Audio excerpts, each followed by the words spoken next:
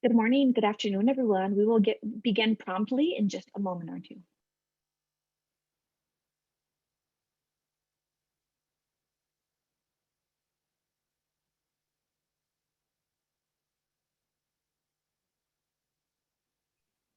Good morning, good afternoon, everyone. We will begin in just a moment.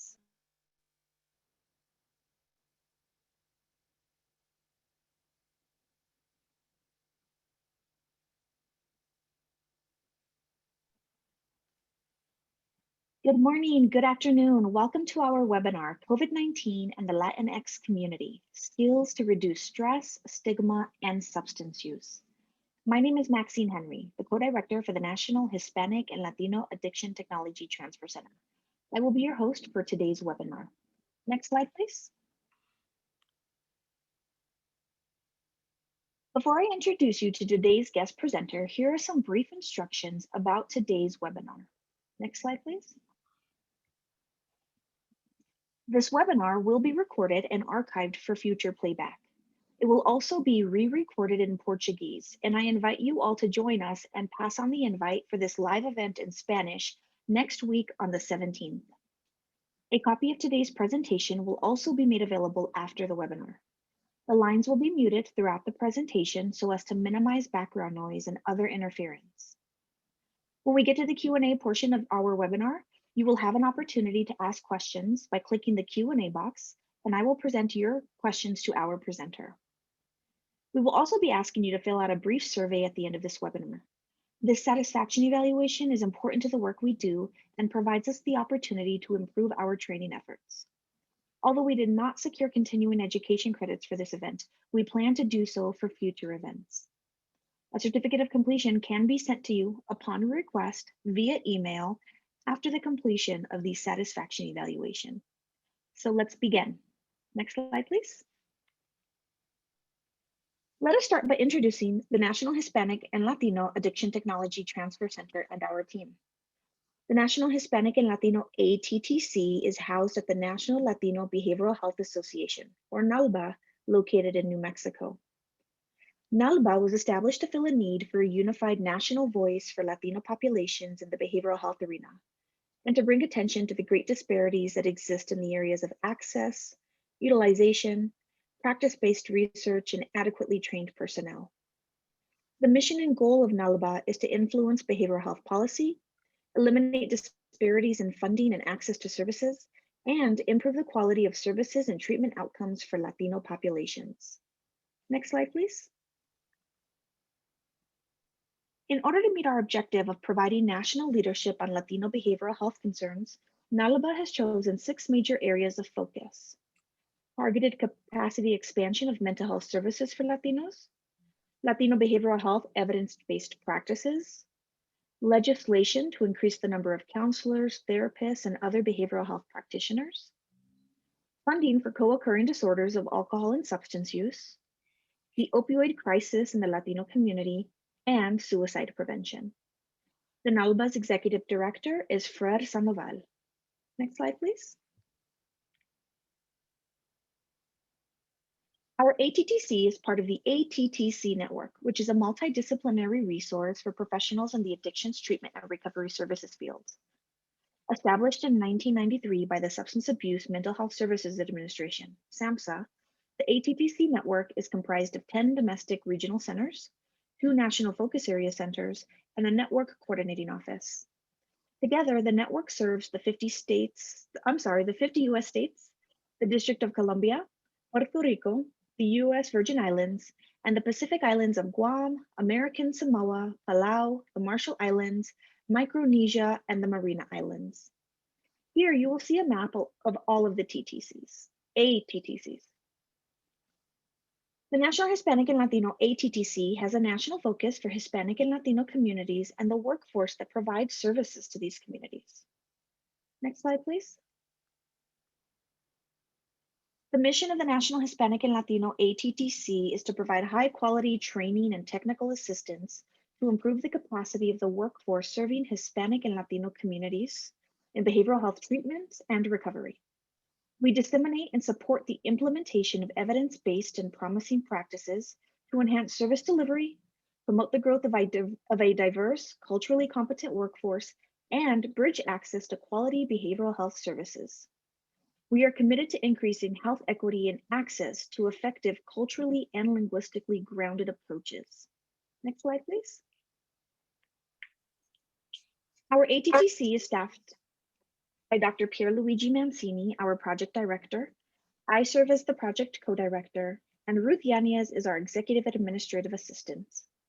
The National Latino Behavioral Health Association is also the home of our sister TTC, the National Hispanic and Latino Prevention Technology Transfer Center. We will provide contact information at the end of this webinar. Next slide, please. Our esteemed presenter for today is Ms. Jessica Martinez, who graduated from Brigham Young University with the Bachelor of Science in Public Health. She completed her Master of Arts in Counseling with a concentration in Addictions and Clinical Mental Health Counseling in December 2020 from Montclair State University. Jessica is a 2019-2020 NBCC Minority Fellowship Program recipient, a program where she is committed to working with and advocating for underserved communities. She has extensive experience working in various capacities with underserved and minority populations. She completed a year-long clinical internship at COPE Center in Montclair, New Jersey, where she worked with Latino youth, families, and adults, and provided counseling in both English and Spanish. Currently, Jessica works as a research coordinator at Keller Army Community Hospital and is also a community program specialist at COPE Center. Jessica's research interests include minority health disparities, health outcomes, and implementing cultural competency in healthcare delivery. Jessica, with just that short bio, it is honestly an amazing honor to work with you today. We look forward to your presentation. I now hand it over to you.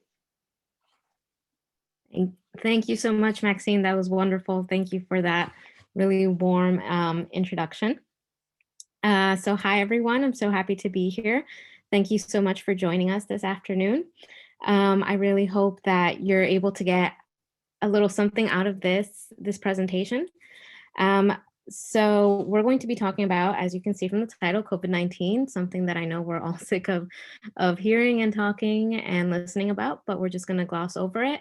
And we're going to see really how it has affected the Latinx community and in terms of stress, stigma, and substance use. And then we're going to go over just a couple of skills and techniques that we can use as providers or really just ourselves when working with either clients or, with family and friends, with whoever it is that might need it. So really just like it says, the webinar aims to provide an overview of the stress and stigma. So let's begin with a polling question. I'd really love to know where everyone is in the United States, like where you're currently living, or if you're outside the United States, I'd love to know that too.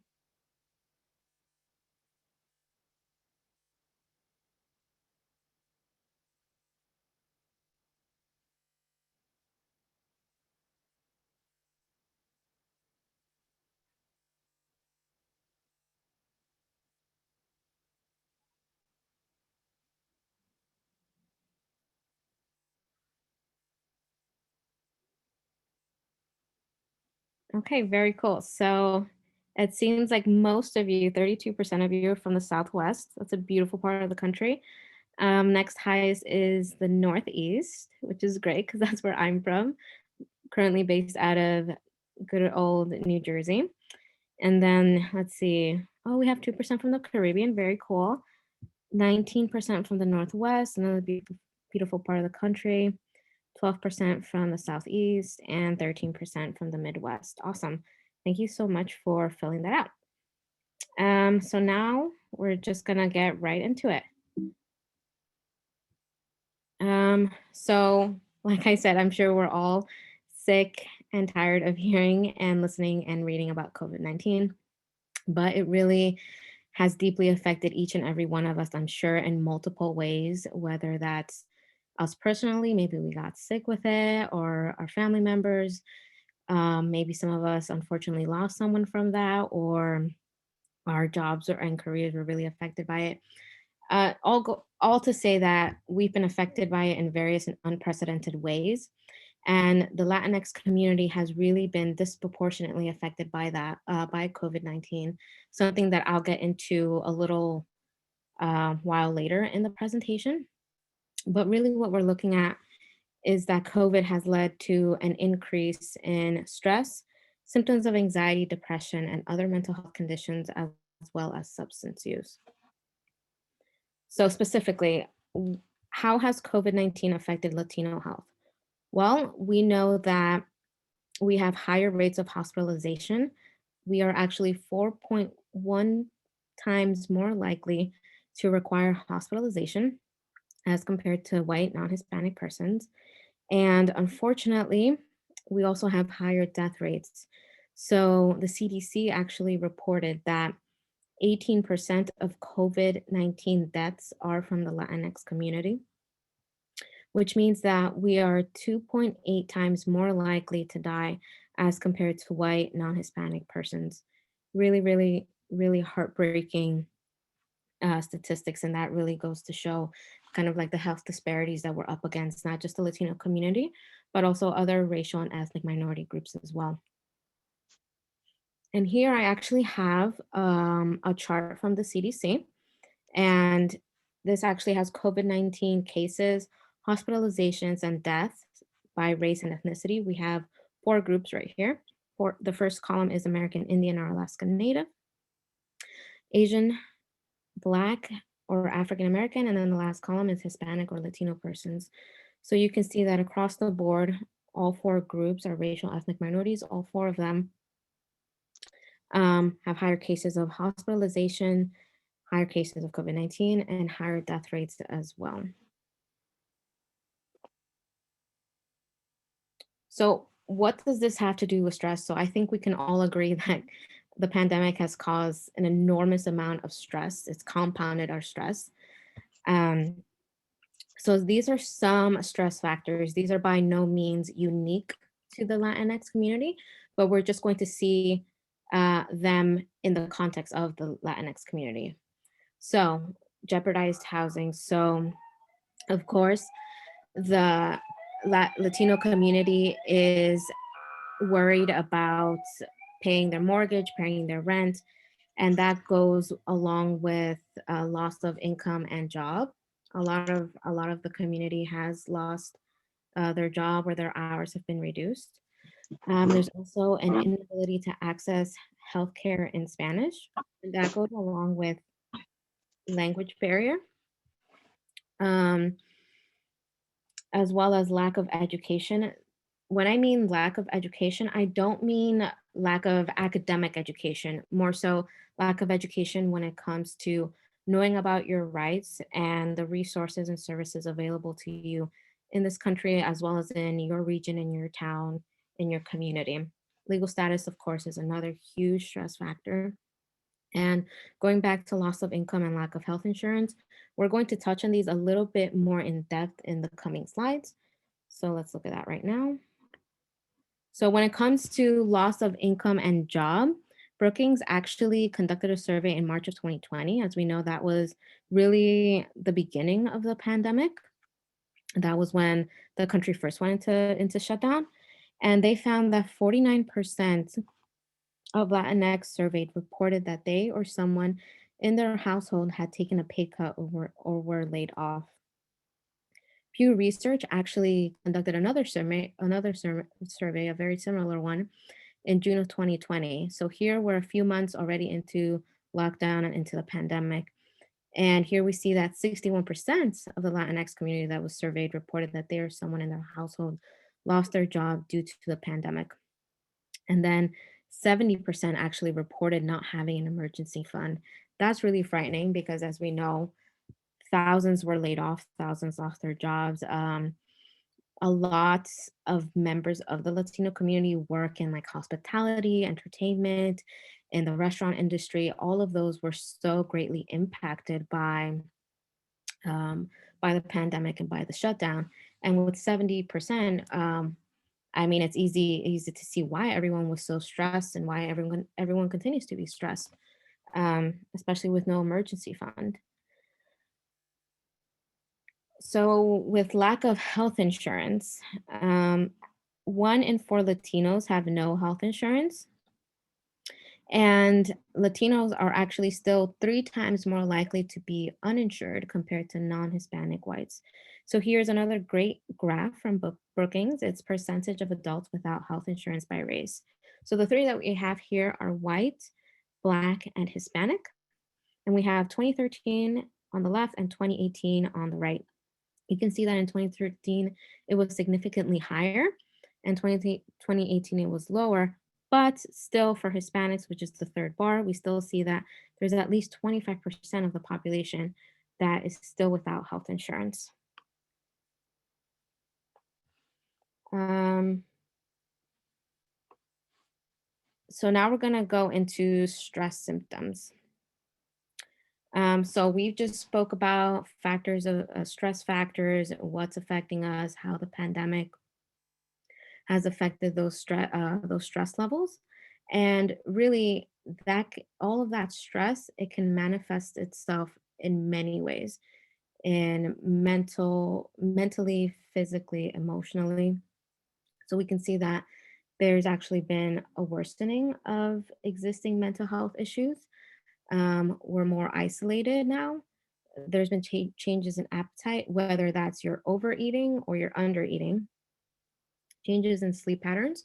You might not be sleeping as well during the night. You might not be getting a full 8 hours of sleep or whatever it is that you're used to, or you actually might be sleeping more than usual because you have nothing to do. You're at home, or you're just so stressed, tired, anxious, worried that you're just crashing on the couch for like 10, 12 hours. There's also a lot of restlessness, and there's also a decreased energy as well. So either you're jittery, you don't know what to do because this is something that's completely abnormal. It's something that you're not used to. You're used to maybe go, go, go, going to work, picking up the kids, going to school, whatever it is. And now you can't do that. So now you don't know what to do. Or there's just a decrease in energy because you just really have no interest in things. You're just maybe a little bit more depressed, a little bit more sad, worried, and anxious. There's also a lot of physical symptoms such as headaches and stomach aches. And there can also be an increased use of alcohol and or drugs. And we're going to talk about that a little bit more later on in the presentation. And here's another little polling question. So how are you all feeling today? I'd love to know how you guys are feeling. Me personally, if you haven't noticed, I'm a little bit nervous, but I hope all of you guys are feeling a lot better than I am right now.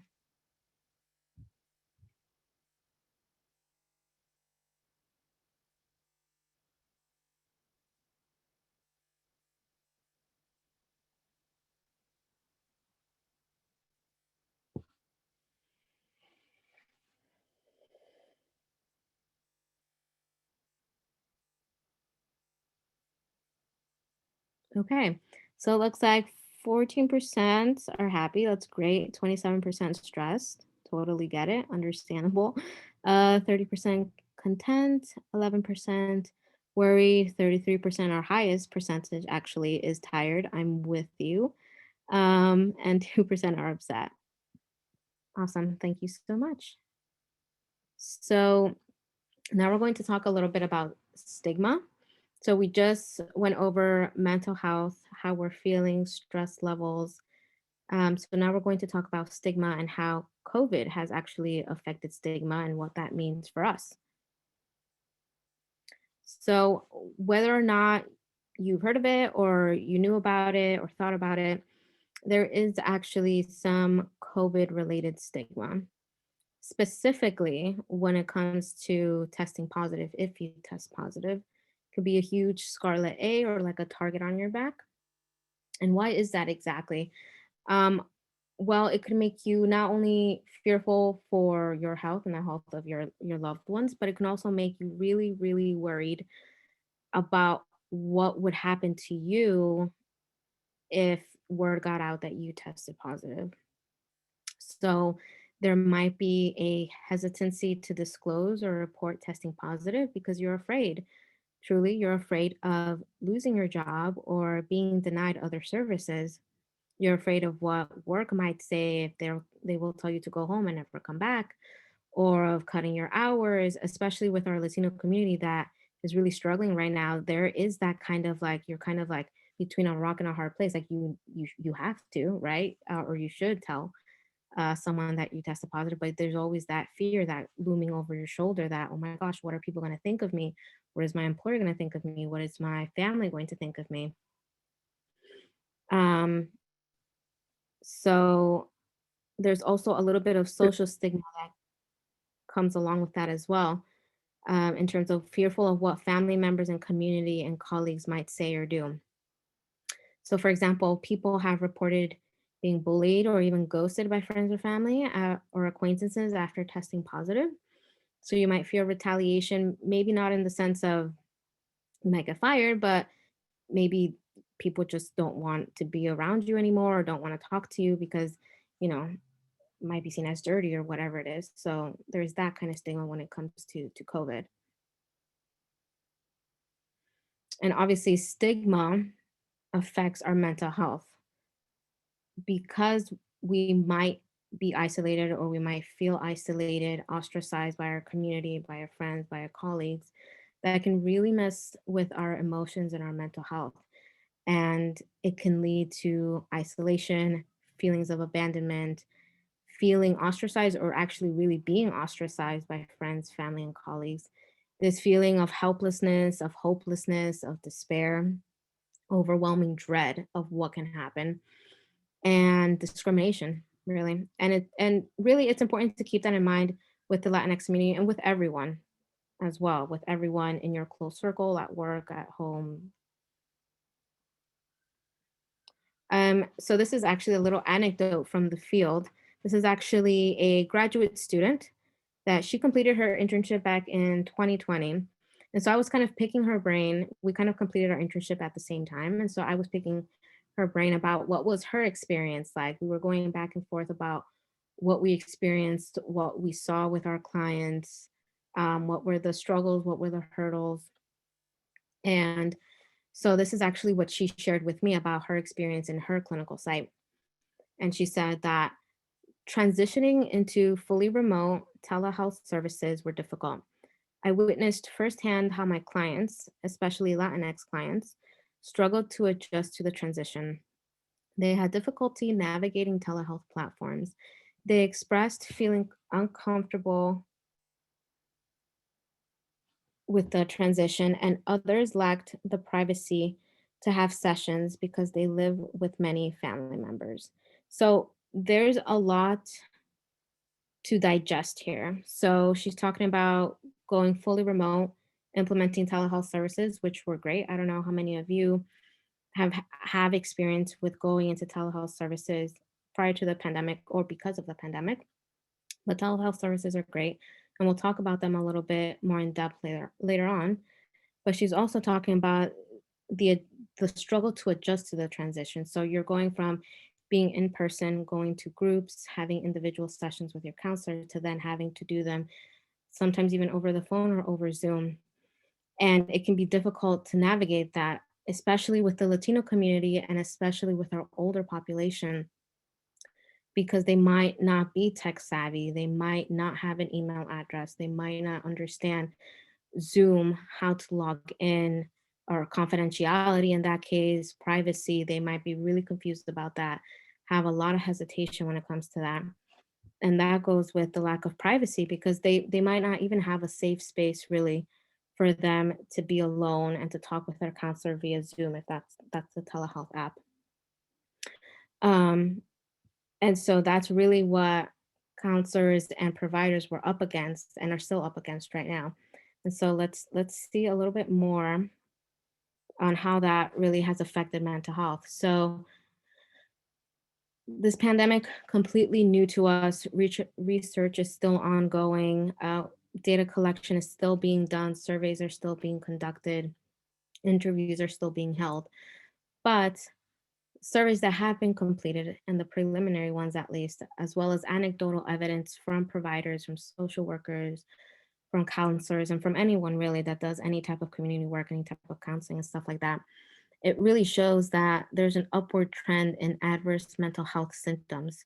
We're talking about symptoms of depression, anxiety, lots of stress, lots of isolation. I mean, we had no point, right, to isolate. We had to. So a lot of feelings of frustration, anger, worry, and fear as well. Fear about our future, worrying about our health, about our jobs, all of these bills that we have to pay. So there's a lot going on, more so than usual. I mean, these are things that we worry about on a daily basis, really. It's part of life. But adding in a pandemic and everything being shut down, job loss, it's astronomical what we're going through right now. Okay. So here are some statistics on mental health and how people have been faring so far. So the CDC actually conducted a survey a few months into the pandemic. So if we're saying, we shut down in March, this was conducted in June of 2020, and they really wanted to see about people's mental health, substance use, and suicidal ideation at this point. And they actually found that 52% of their Latinx respondents reported at least one adverse mental health or behavioral health symptom in the past 7 days.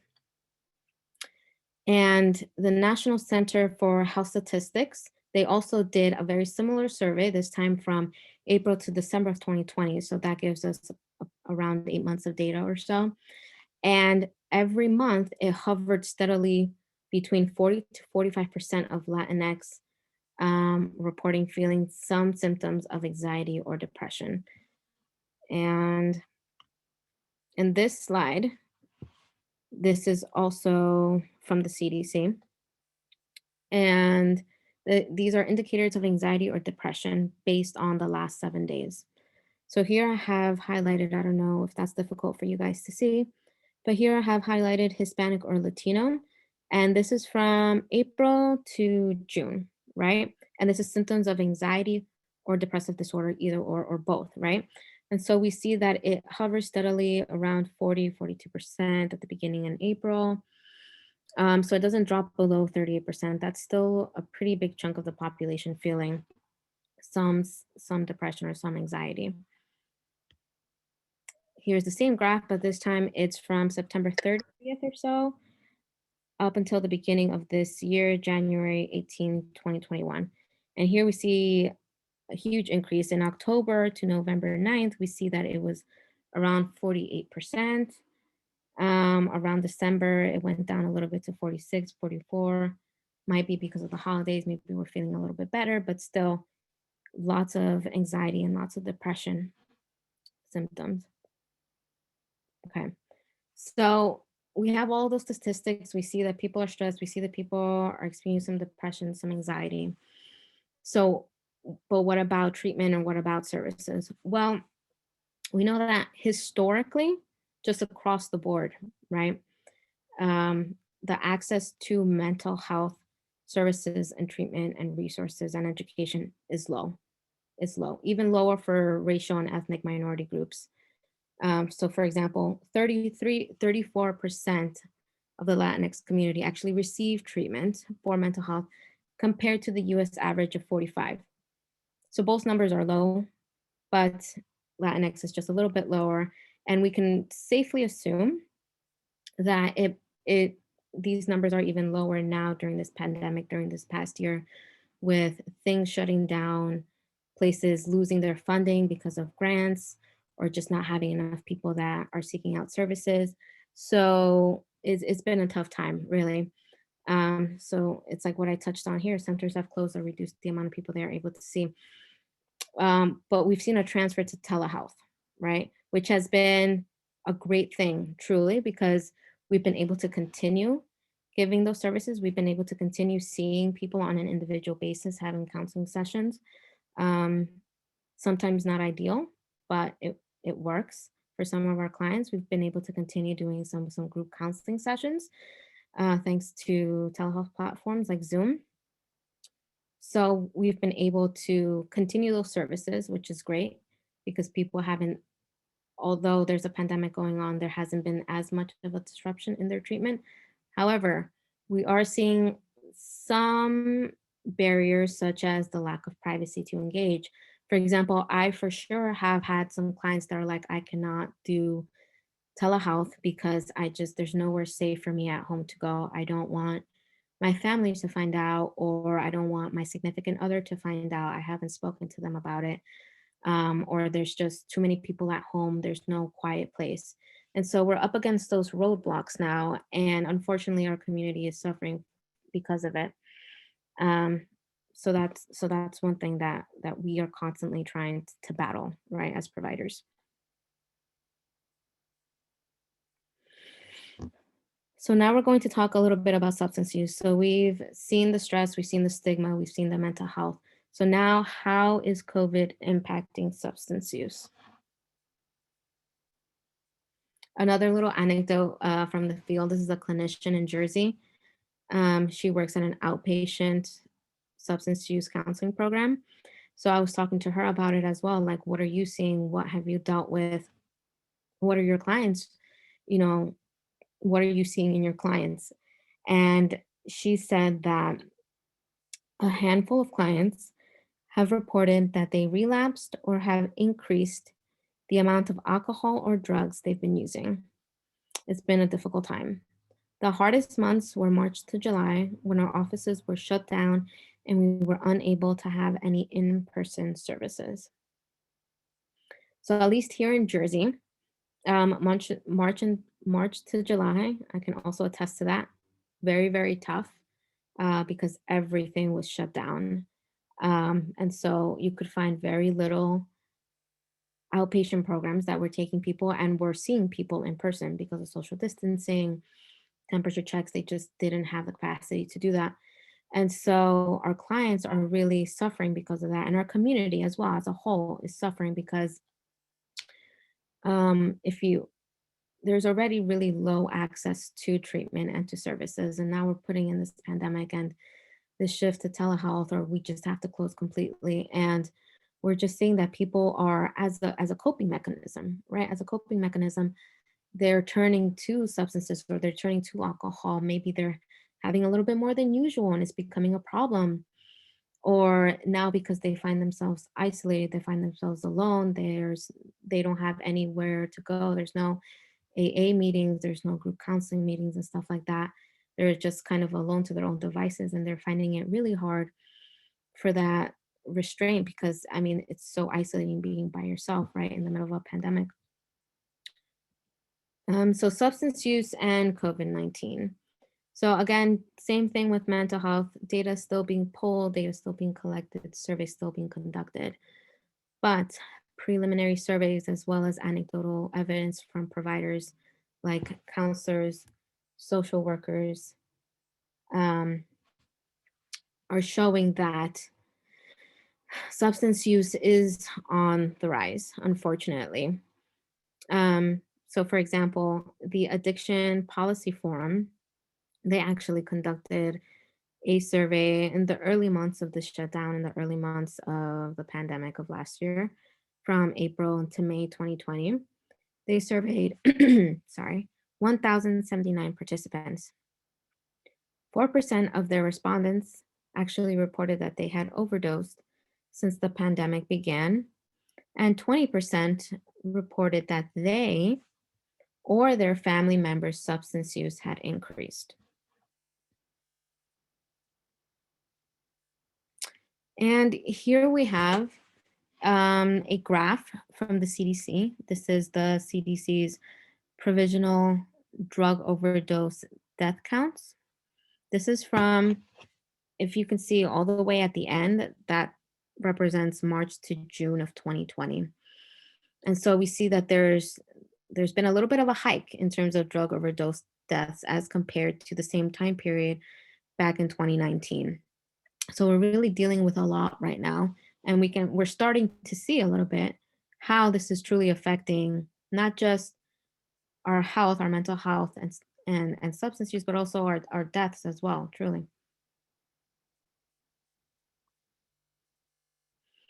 So this is another survey that was done by the Recovery Village, if I'm not mistaken. This is a survey of 1,000 Americans ages 18 and older, also showing a rise in substance use during the pandemic. Um, 55% of their participants reported an increase in past month alcohol use, and 36% also reported an increase in illicit substance use. So what I found really interesting and really insightful of this survey was that they asked the reasons for the increase. They asked people to be introspective and really report, like, why do you think this is happening? And 53% responded coping with stress, 39% to relieve boredom, 32% to address mental health symptoms. And so for me, I was like, wow, this makes a ton of sense, right? People are stressed out, people are bored, or their mental health symptoms are coming back in full force, or they're worsening because they're just stuck at home alone. They're seeing all of this really sad, tragic news on the TV, on the radio, on the internet, or they're personally being affected by it with their loved ones, with their friends or their family. And so it's almost like, wow, it's no wonder, almost a little bit, like, why this is happening. I mean, it's a coping mechanism. People are turning to almost anything to kind of help them deal with the pain, with the loss, with the stress, and even with the boredom. And if you're so used to having a routine, being thrust out of that routine, it really throws you for a loop, and you're just kind of left aimless and wandering and trying to pick up pick back up the pieces. So, okay. So substance use and the Latinx community.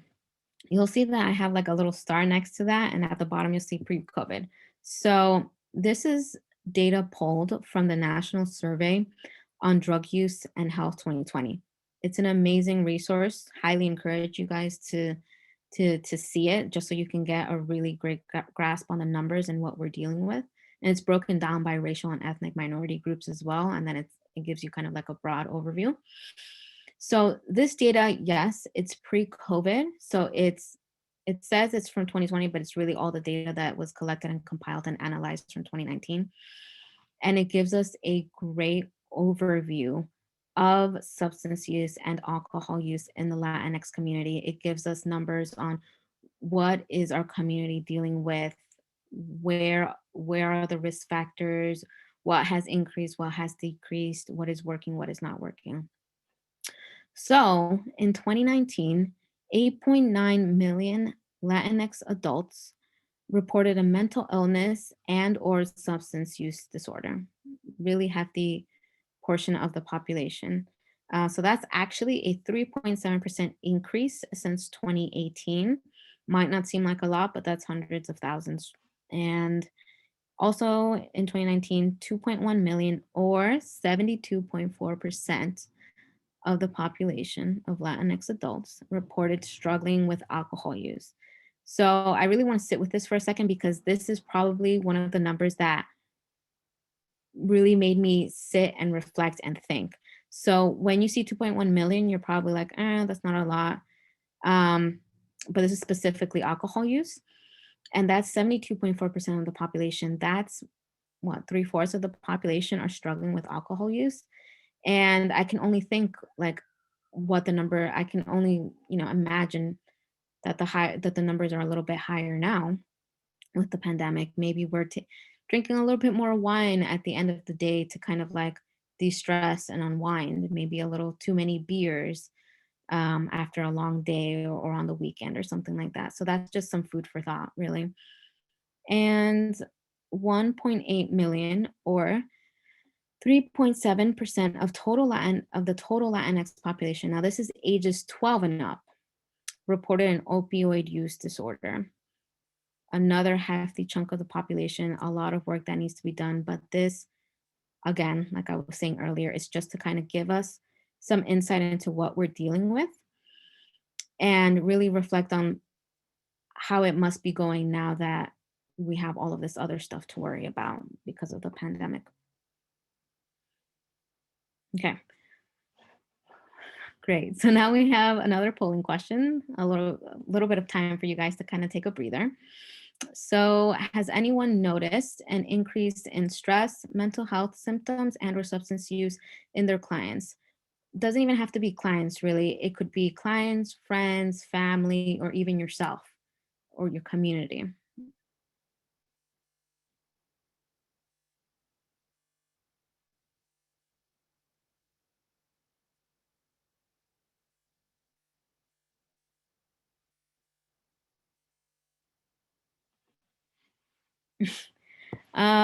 Great. So no surprise here.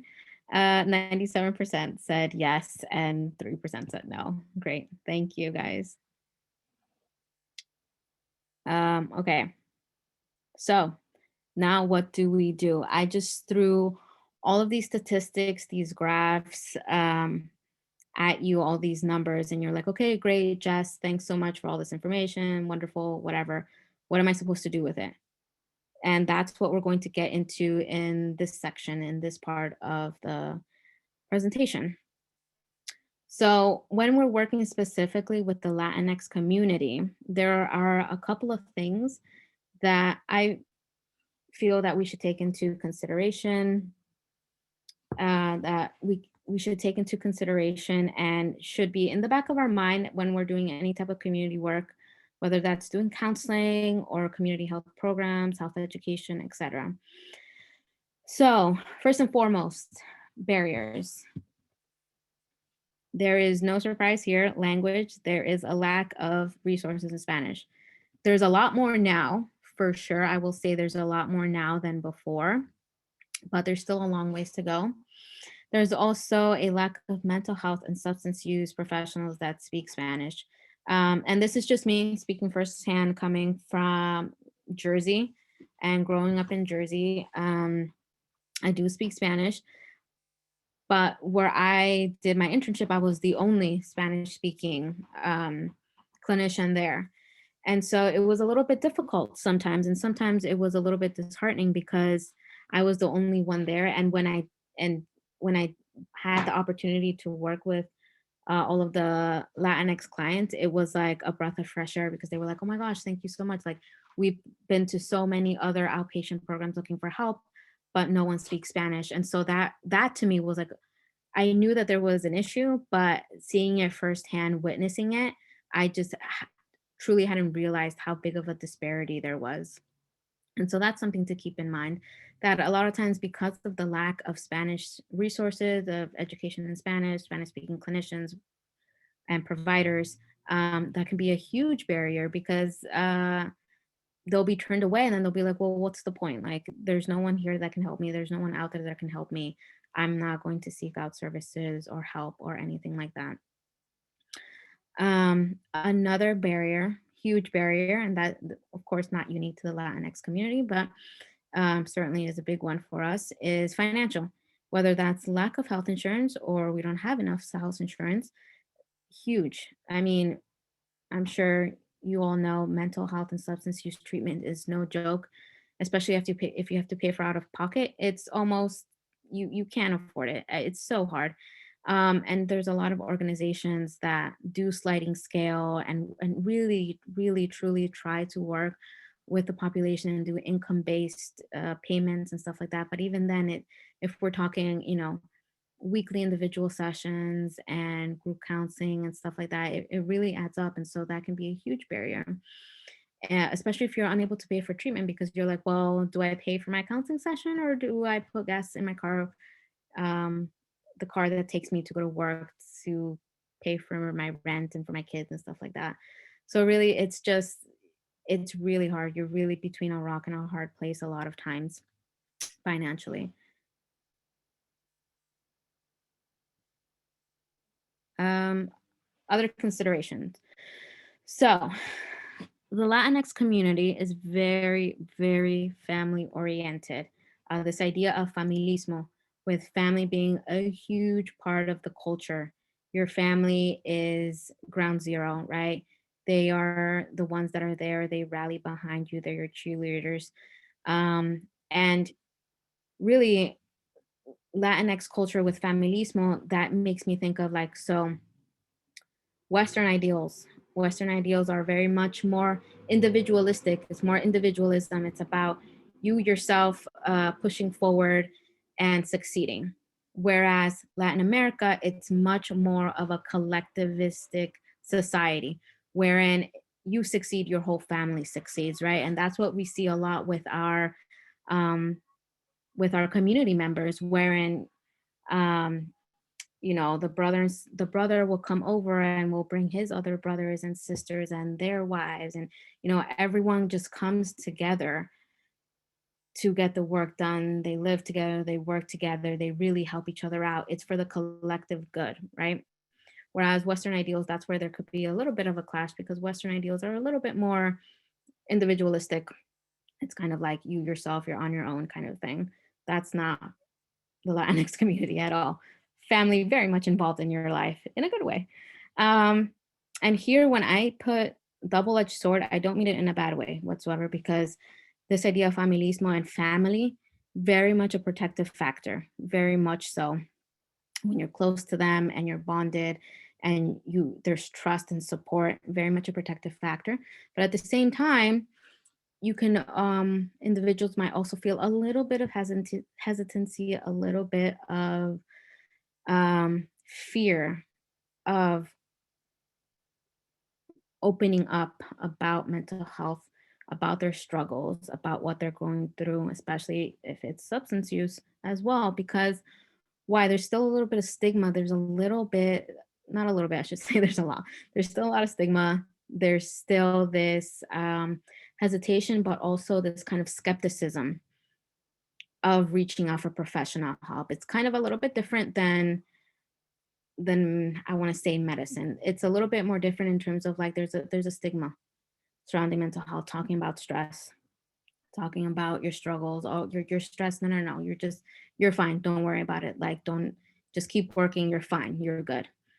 And so you kind of internalize that, and that you bottle it up and you push it down and you push it down. And then if you're like, oh no, I want to see a counselor, family might be like, what, are you crazy? No, why would you need to see a counselor? You're going to go see a total stranger. We can work things out. You can talk to me. Um, and so that's kind of where I was going with it. There's also a lot of, could be a little bit of hesitation when it comes to privacy and confidentiality.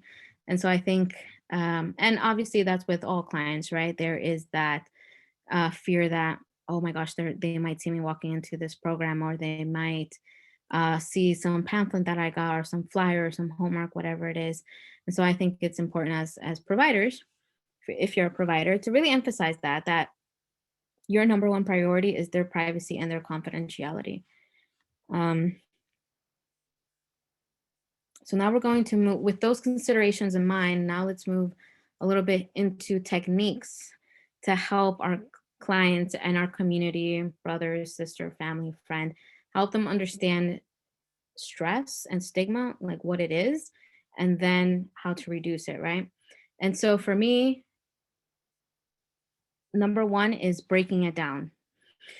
I feel like a lot of times we have this internalized stress, especially in the Latinx community.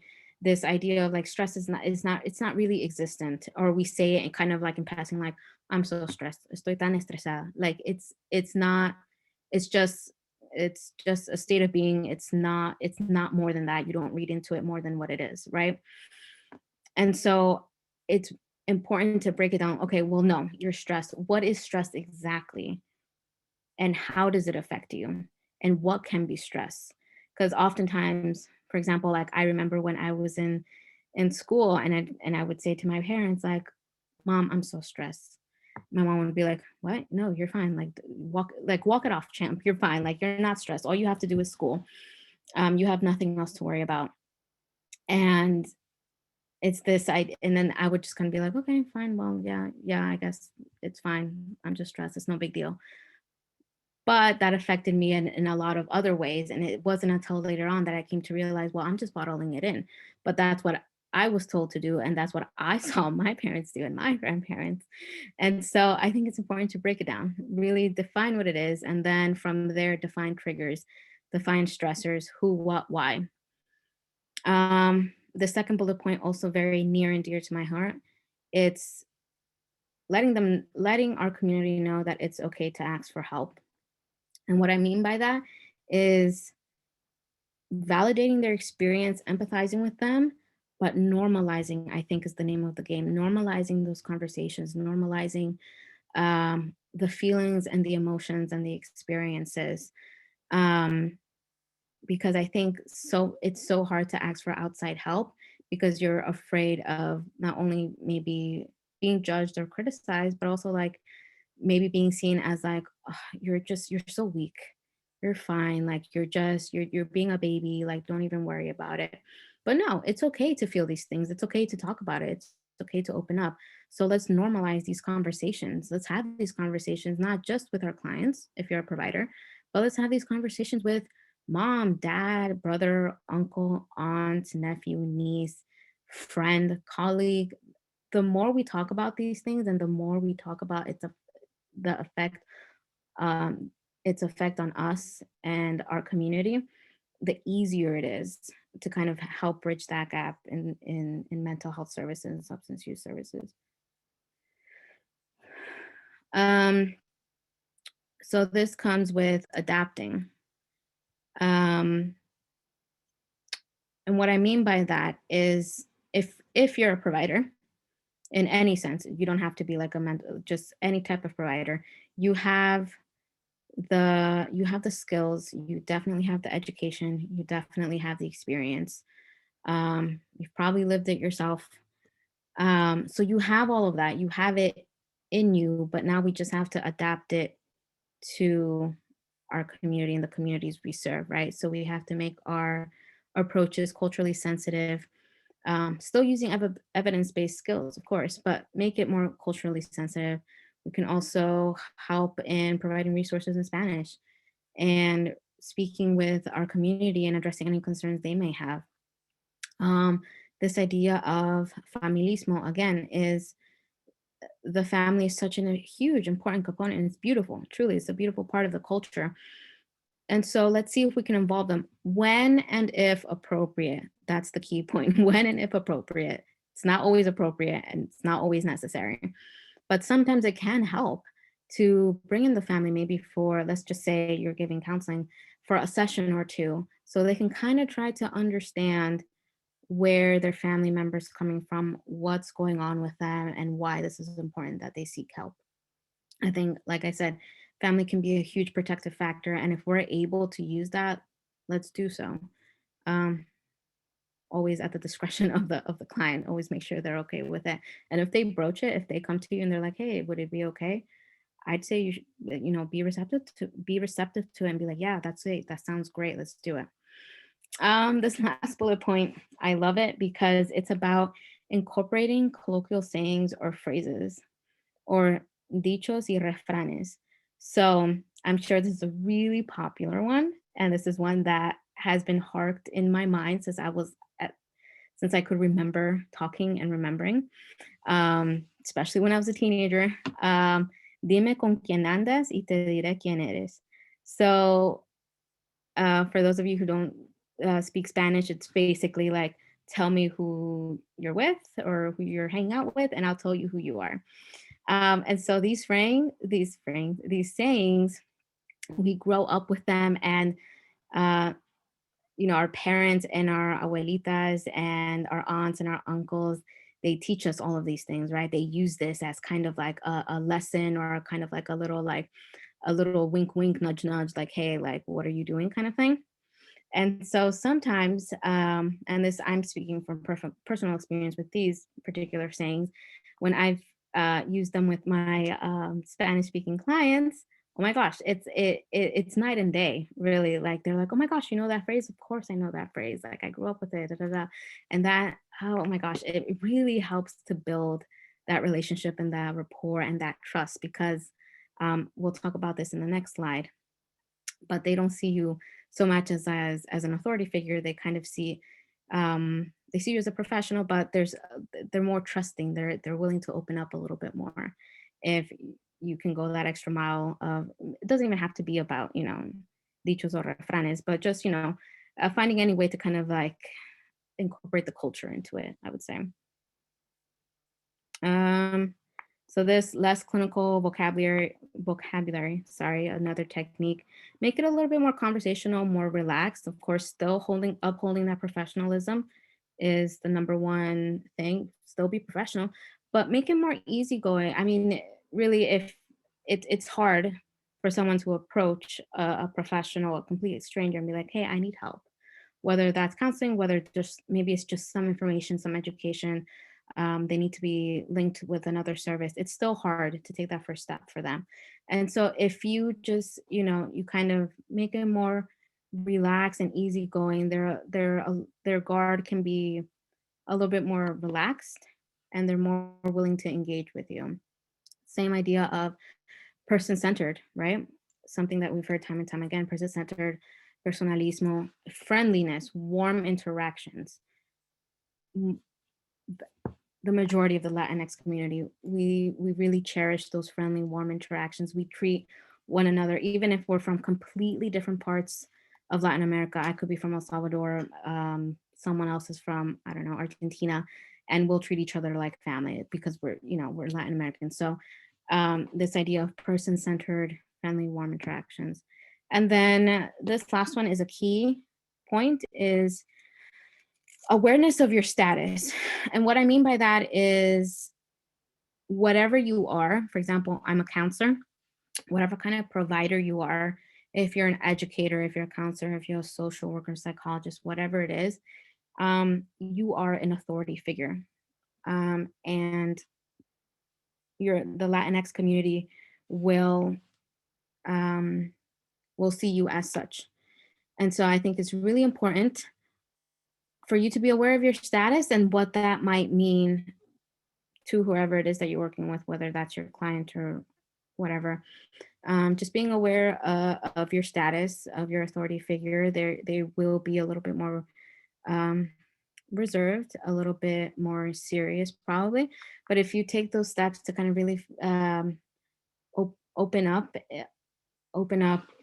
in terms of making it much more friendly, welcoming, inviting, warm, and showing that you appreciate them and their experience and you validate them and you empathize with them, I think that goes a really long way in building that trust, that rapport with them, and really having a great therapeutic alliance.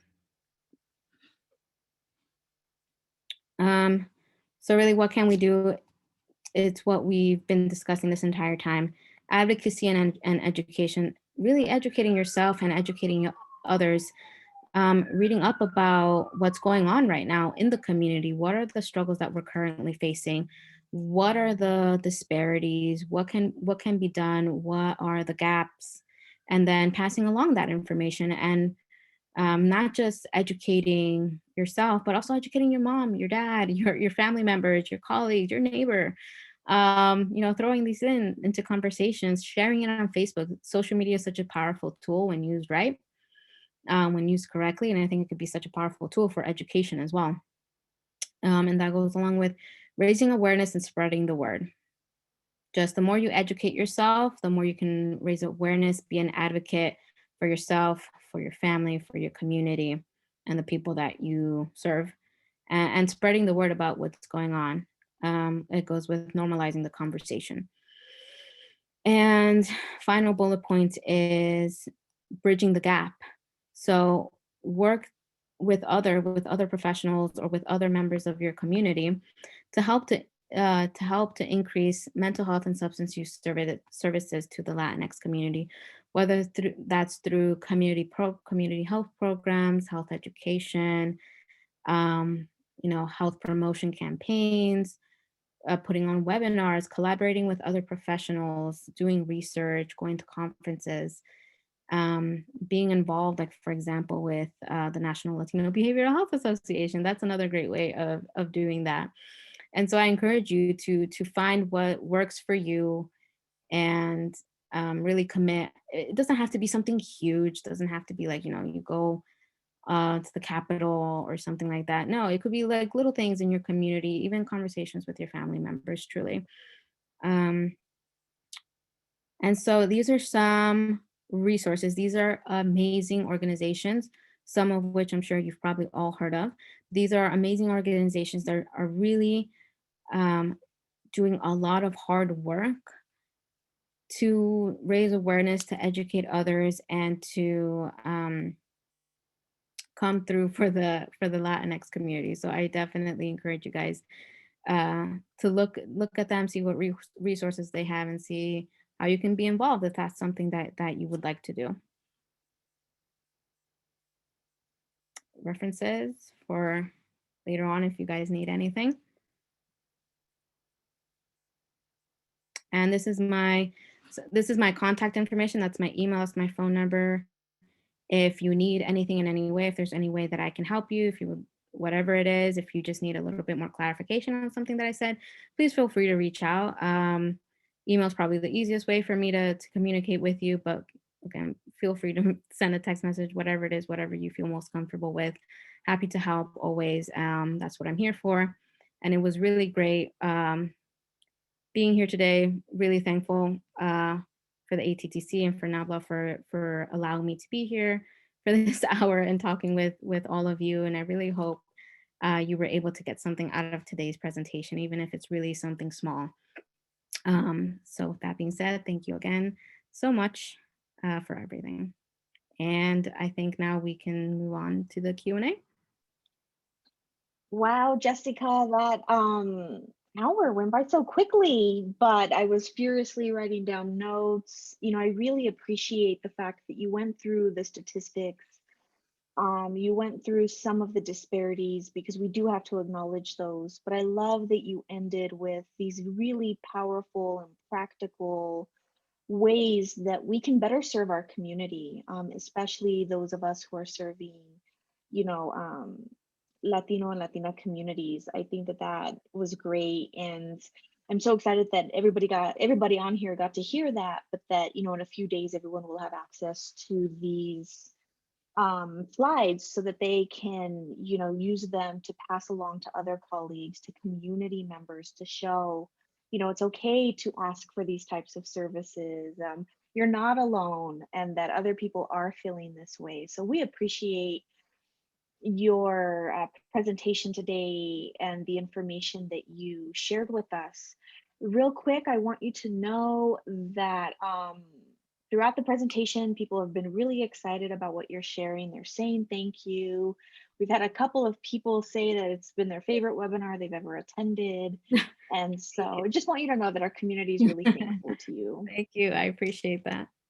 Yeah, and you know, you sharing your information and saying that you are willing to help out, you know, those who need it, has actually prompted other people to start sharing their information. And so that's the beautiful thing about our community, about our gente, right? Is that we For truly do sure. want to provide these services. It's So part of that who family. knows? We all treat each other Yeah, like family, which is a beautiful thing to see exactly. because we can be states apart. Like you could be in California and I'll be here in Jersey. And if you need my help, I'll be there. It's part of the beauty of the Exactly. Latino community. Yep, exactly. Okay, so we have some questions Yes.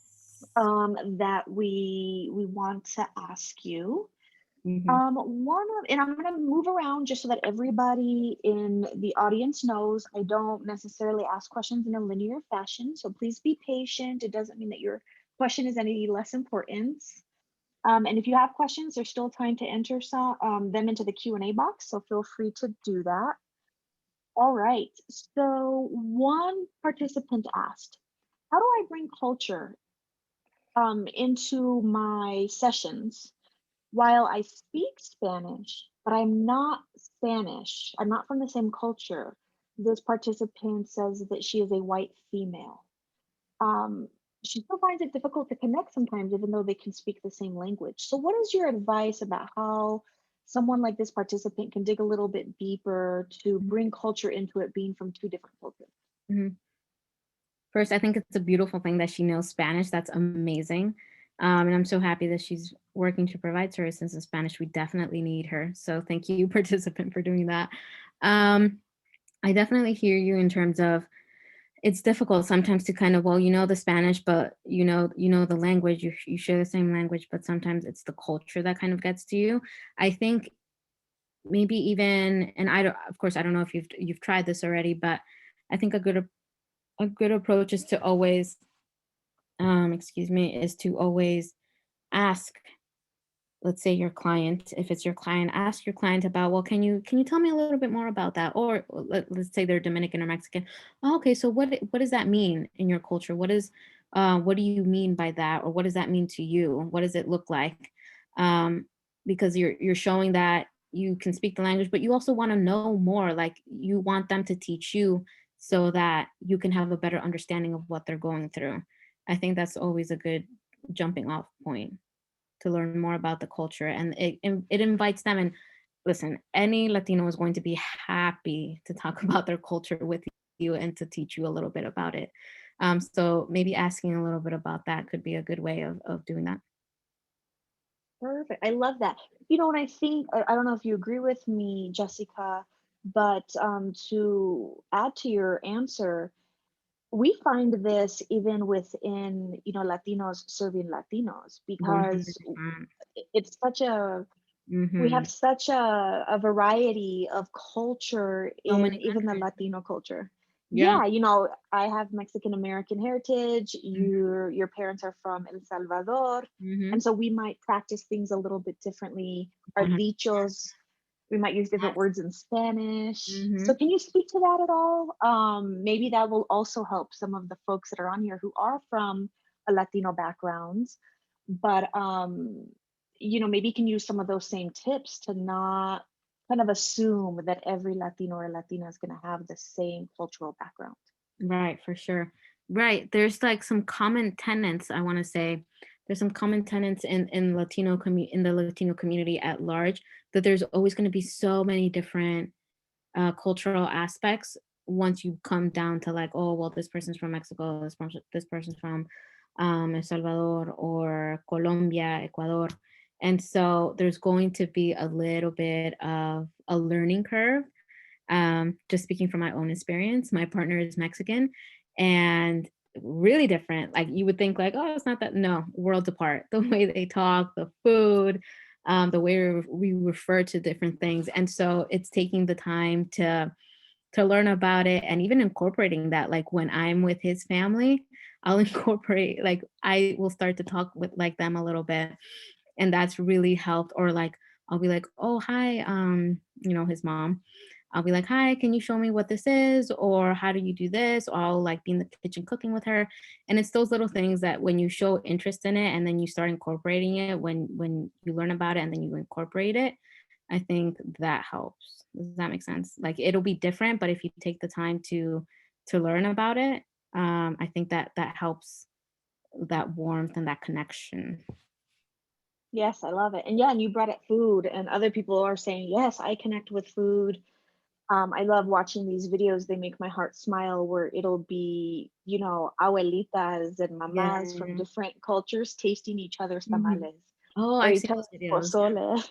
And they're so different. And they're like, oh, I never would have used a banana leaf because that's not common Mhm, in their culture. So it's like mhm. bridging these gaps, Yeah, or yeah. at least these differences, so I love it. Mhm.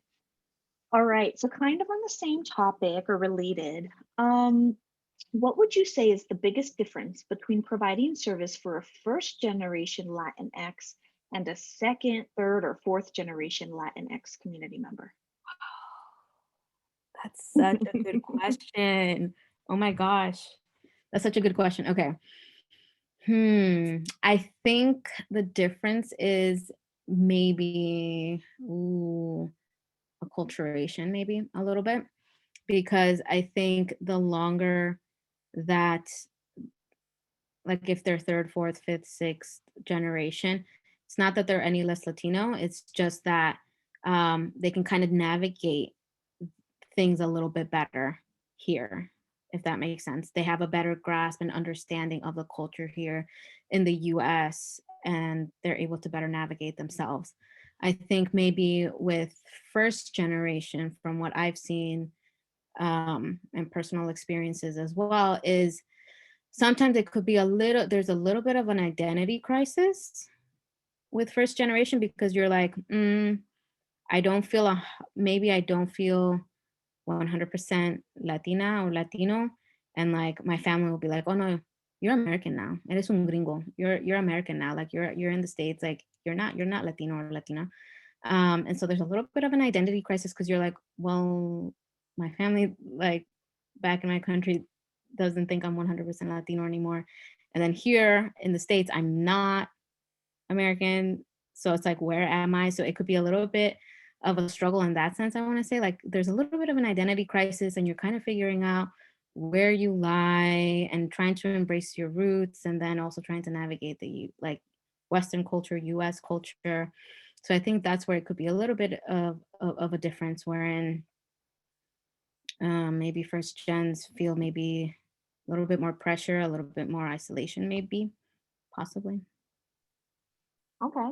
Yeah. I mean, I think that that makes sense, right? And people in the chat are saying that, first generation individuals may have less language skills, more identity ambivalence.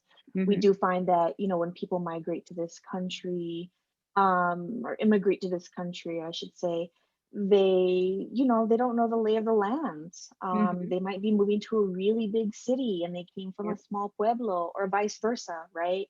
Where they came from a big city in their country and now are living in a rural area in the Mhm. US. And so I think, understanding how to navigate the system, who do they reach out to? And then, like you said, those differences with their families who are back home.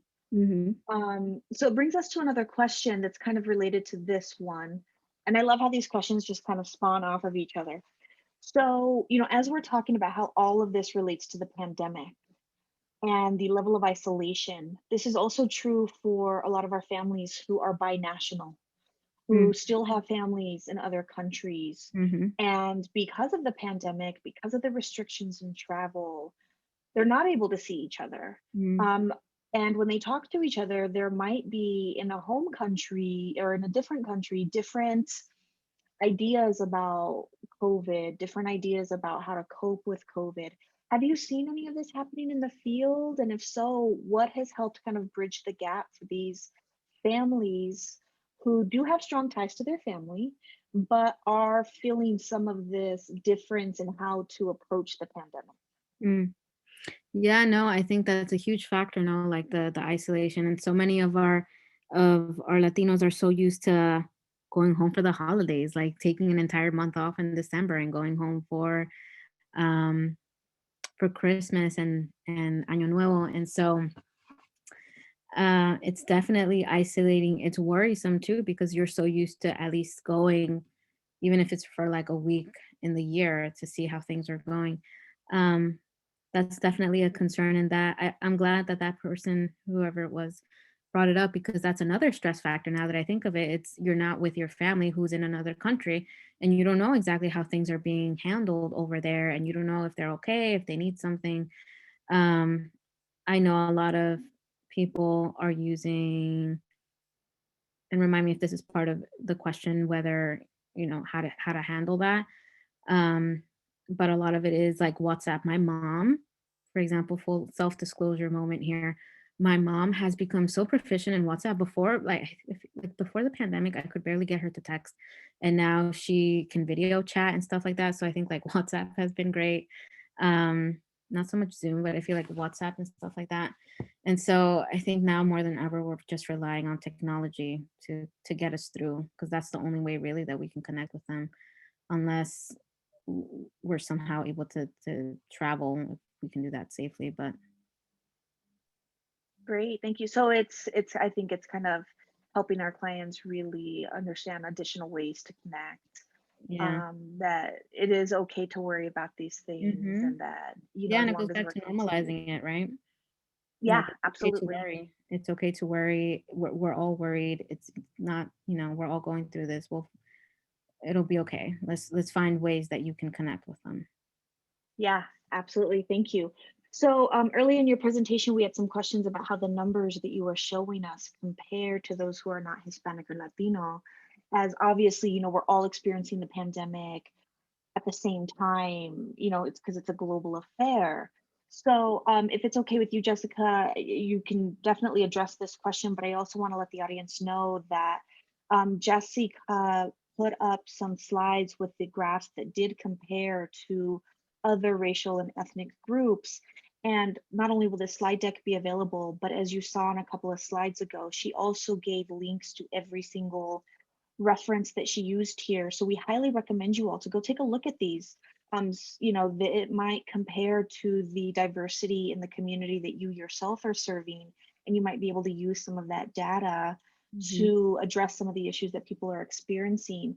But Yeah. in your experience, Jessica, and in the research that you've done for this presentation, would you say that there is a marked difference between Hispanic Latino communities and others? How does that compare?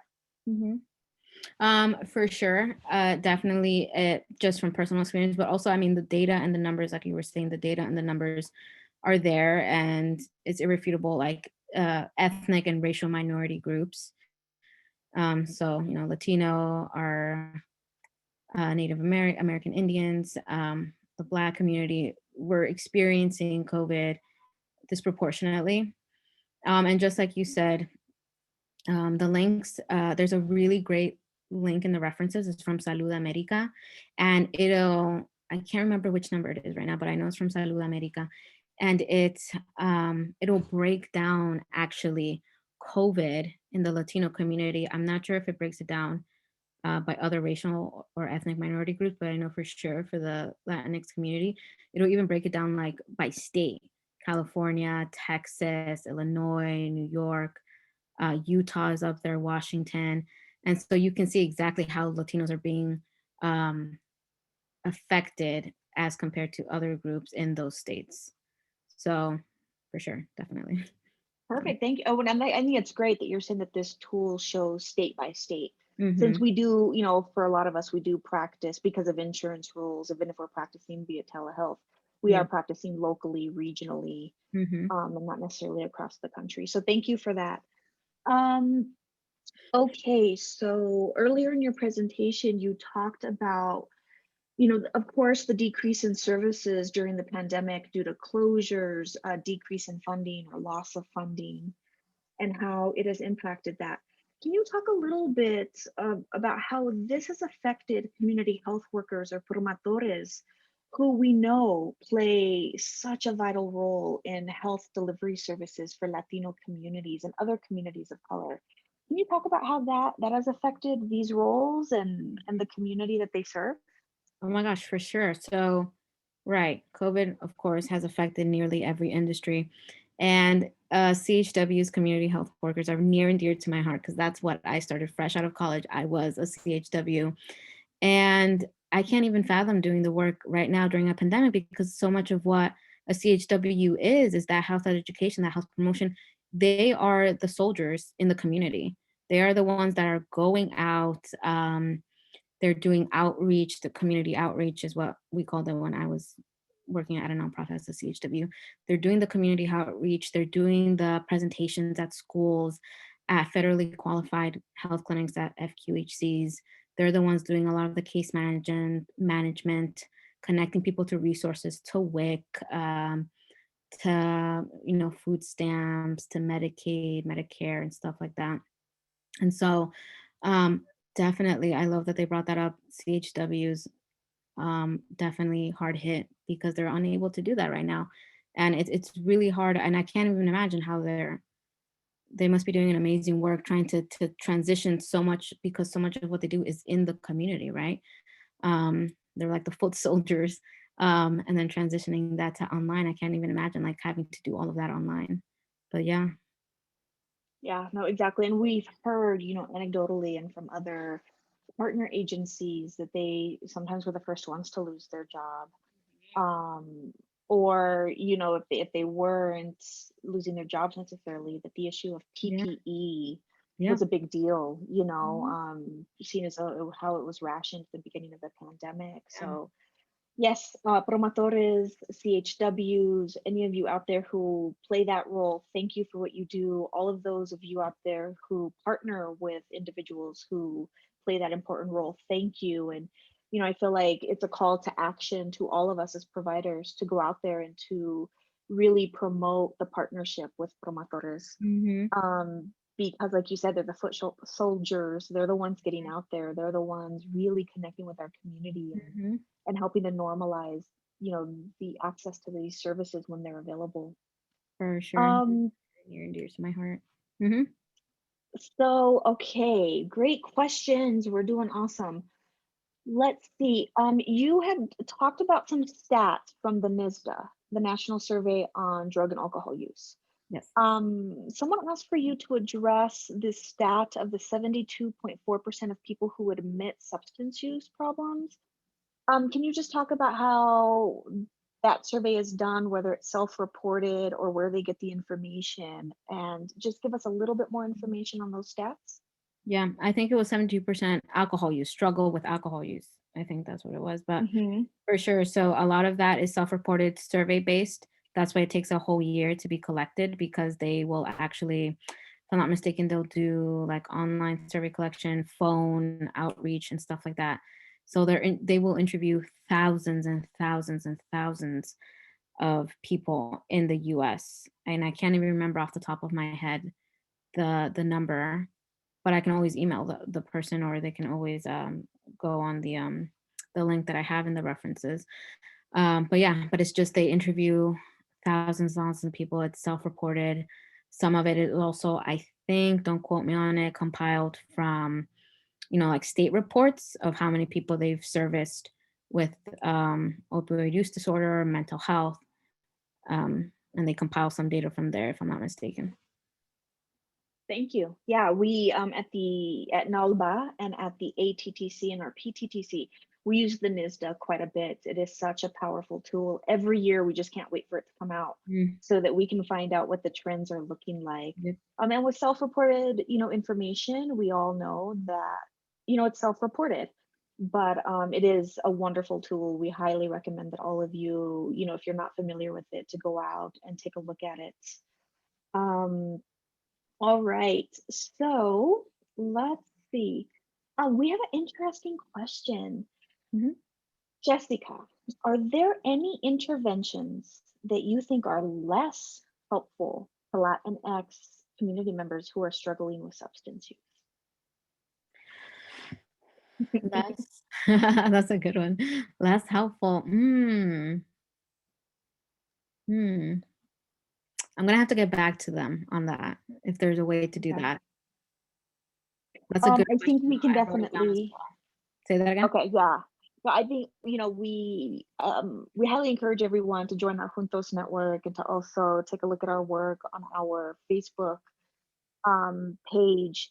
We will get back to that answer. And I'm also wondering, Jessica, if it's not necessarily an intervention that is less helpful, but maybe the approach to the For intervention. sure. And maybe Yes. we can approach any intervention with some of this cultural respect that you talked about in your later slides, Mhm. I right? Yeah. Yeah. And as a little plug for the National Hispanic and Latino ATTC, PTTC, and our parent organization, NALBA, this spring we will be launching an important project. It is an e-compendium, meaning that what we are doing is we are evaluating and providing links to evidence-based practices, evidence-based treatments from around the US that seem to be deemed, culturally and linguistically appropriate for Hispanic and Latino communities. So that might be that will be a really great resource once we launch it, so that all of you in this audience can reach out, take a look at that e-compendium, and ideally find interventions that you can use at your agencies to better serve Hispanic and Latino communities. So stay tuned for that in the spring. All right, so we might have time for about one more question. Let's see what we have here. Can you back up, Jessica, to the reference slide? Folks want to take a Okay. look Give at some me of these. one sec. Of course. Now, y'all won't be able to click on it, of course, because we're live, but that'll give you some of the information. As you can see, Jessica pulled information from the CDC, from Here. SAMHSA, from a whole bunch of really trustworthy sites. So thank you for that, Jessica. Mhm. Now, so one last question. Do you Yep. have any information regarding undocumented communities and the COVID vaccine.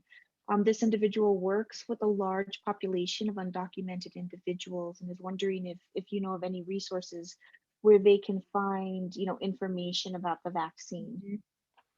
I love that they brought that up, and unfortunately, I don't have an answer because that's something that I'm struggling with myself. For my clients and the communities that I work with, it's finding information on, and that's just another huge hurdle for us, right? It's that undocumented population, which is such a huge part of our community, and they're really the backbone, truly. So that's, I mean, if anyone, I'm just throwing this out there for anyone in the audience, if you have any resource, I'm sure, whoever asked that question, and I would like to know as well, because that's something that I'm also struggling with out here in Jersey. Perfect. And I think that's the best way to answer that question is we need it in Jersey too. So help us. Thank you for that. Now, we Yeah. did have a question earlier in the presentation where they asked if substance or alcohol use has impacted the diagnosis of being positive for COVID. And thank you to our audience members for helping out by providing some resources.